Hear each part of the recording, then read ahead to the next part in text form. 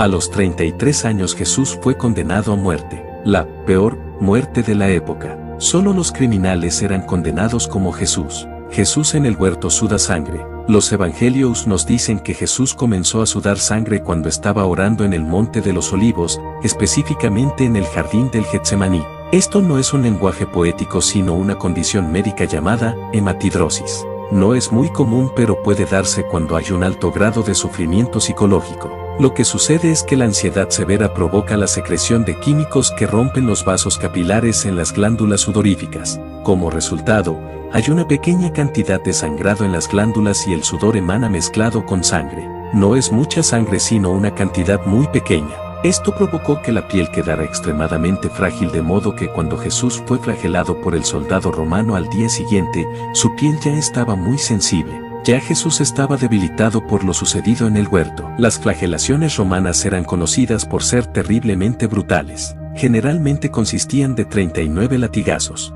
El soldado usaba un látigo con tiras de cuero trenzado con bolas de metal entretejidas. Cuando el látigo golpeaba la carne, esas bolas provocaban moretones o contusiones, las cuales se abrían con los demás golpes. Y el látigo también tenía pedazos de hueso afilados, los cuales cortaban la carne severamente. La espalda quedaba tan desgarrada que la espina dorsal a veces quedaba expuesta debido a los cortes tan profundos. Los latigazos iban desde los hombros pasando por la espalda, las nalgas y las piernas. Mientras continuaba la flagelación, las laceraciones rasgaban hasta los músculos y producían jirones temblorosos de carne sangrante. Las venas de la víctima quedaban al descubierto y los mismos músculos, tendons y las entrañas quedaban abiertos y expuestos. La víctima podía experimentar un dolor tan grande que le llevase a una conmoción hipovolémica. Hipo significa bajo, volumen, se refiere a volumen y hémica significa sangre, por lo tanto, conmoción. Hipovolémica quiere decir que la persona sufre efectos de la pérdida de una gran cantidad de sangre.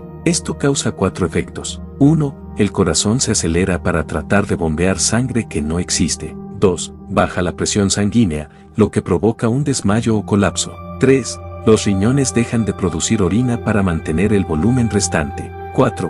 La persona comienza a sentirse sedienta porque el cuerpo ansía fluidos para reponer el volumen de sangre perdido. Camino al Calvario. Jesús se encontraba en condición hipovolémica mientras ascendía por el camino hacia el lugar de la ejecución en el Calvario llevando el madero horizontal de la cruz. Finalmente Jesús se desplomó y un soldado romano le ordenó a Simón que llevara la cruz por él.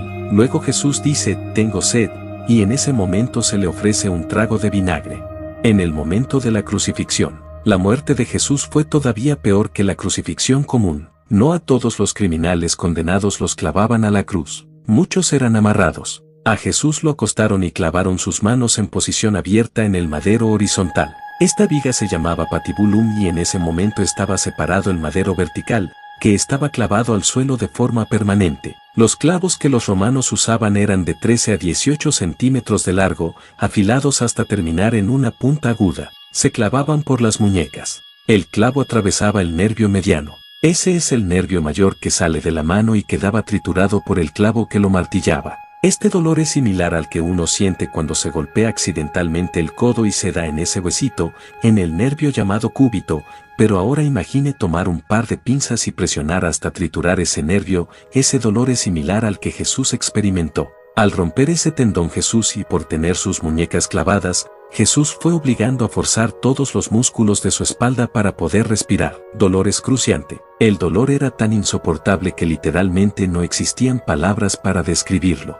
Se tuvo que inventar una nueva palabra llamada excruciante, que significa de la cruz, para describir semejante dolor. Jesús colgado en la cruz. Cuando Jesús fue alzado para unir el madero con el poste vertical se procedió a clavarle los pies. Nuevamente los nervios de los pies fueron triturados y eso debe haber causado un dolor similar al de las muñecas. Al momento de estar en posición vertical sus brazos se estiraron intensamente, probablemente 15 centímetros de largo y ambos hombros debieron haberse dislocado. Solo tome en cuenta la gravedad, para sacar su conclusión, lo que confirmaba lo escrito en Salmos 22, dislocados están todos mis huesos. Una vez que la persona cuelga en posición vertical, la crucifixión es una muerte lenta y agonizante por asfixia. La razón es que la presión ejercida en los músculos pone el pecho en la posición de inhalación. Básicamente, Para poder exhalar, el individuo debía apoyarse en sus pies, fijos con clavos al madero, para que la tensión de los músculos se alivie por un momento. Al hacerlo, el clavo desgarraría el pie hasta que quede finalmente incrustado en los huesos tarsianos. Después de arreglárselas para exhalar, la persona podría relajarse y descender para inhalar otra bocanada de aire. Nuevamente tendría que empujarse hacia arriba para exhalar raspando su espalda ensangrentada contra la madera áspera de la cruz. Este proceso continuaba hasta que la persona ya no pudiera empujarse hacia arriba para respirar. Entonces moría. Jesús aguantó esa situación por poco más de 3 horas.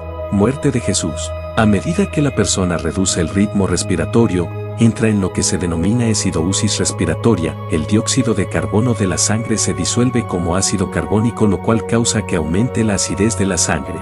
Finalmente eso lleva a un pulso irregular. De hecho, al sentir que su corazón latía en forma errática, Jesús se hubiera dado cuenta de que estaba a punto de morir, y es entonces que pudo decir: Padre, en tus manos encomiendo mi espíritu, y luego murió de un paro cardíaco. Incluso antes de morir, la conmoción hipovolémica debe haber causado un ritmo cardíaco acelerado sostenido que debe haber contribuido al paro cardíaco, lo cual dio por resultado la acumulación de fluido en la membrana que rodea al corazón llamada efusión pericárdica, al igual que alrededor de los pulmones, llamada efusión pleural.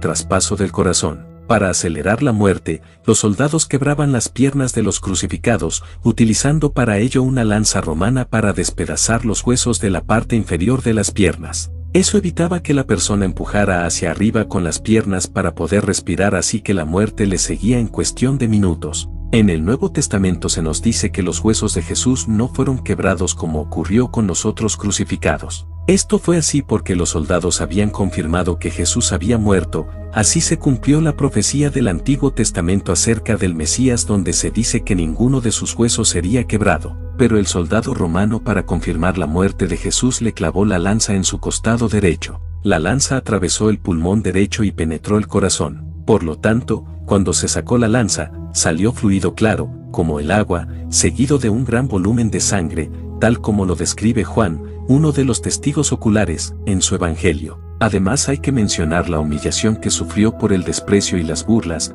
cargando su propia cruz por casi 2 kilómetros. Mientras la multitud le escupía el rostro y le tiraba piedras, la cruz pesaba cerca de 30 kilos, tan solo en la parte horizontal, en la que le clavaron sus manos.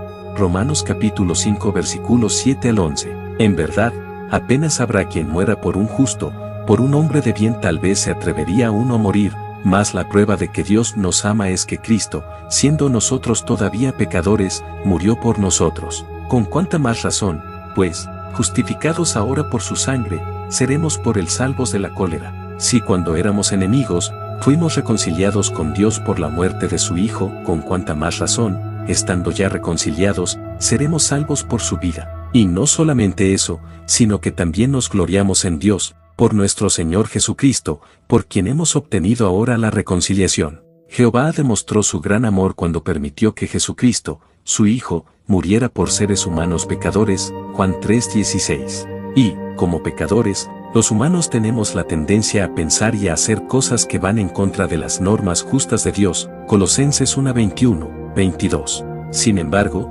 Dios abrió la puerta para que nos reconciliáramos con Él, por medio de la muerte de su Hijo, Romanos 5:10. Gracias a eso, podemos tener una buena relación con Dios ahora y la esperanza de vivir para siempre, Romanos 5:11, 1 Juan 4:9-10. El apóstol Pablo les escribió esas palabras a los cristianos de Roma. En lo que hoy es el capítulo 5 de la carta a los romanos, Pablo les dijo a los cristianos por qué podían sentirse contentos y estar seguros de su esperanza, Romanos 5:1-2. La esperanza no decepciona, les dijo Pablo, porque está basada en el gran amor de Dios, un amor que expresó mediante el sacrificio de su Hijo, Romanos 5:5-6. A diferencia de Adán, el primer hombre, Jesús obedeció a Dios en todo, Romanos 5:19. Adán fue desobediente y, por culpa de eso, sus descendientes heredaron el pecado y la muerte, Romanos 5:12. En cambio, gracias a que Jesús siempre fue obediente y entregó su vida en sacrificio, las personas obedientes pueden tener la esperanza de vivir para siempre, Romanos 5:21. Dios bendiga tu vida y te guarde. Si te gustó este video, compártelo y suscríbase a nuestro canal de YouTube.